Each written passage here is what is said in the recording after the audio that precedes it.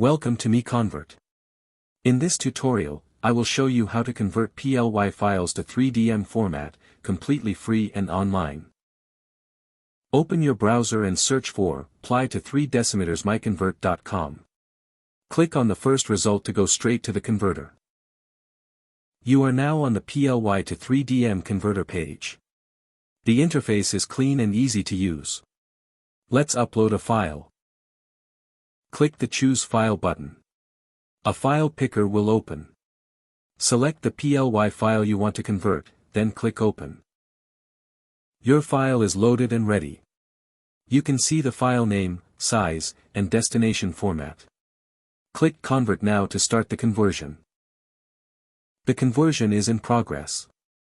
You can see the progress bar moving. This usually takes just a few seconds. Done. Your file has been successfully converted. Click Download to save the 3DM file to your computer. That's it. Visit MiConvert.com for more free conversion tools. Subscribe for more tutorials. Thanks for watching.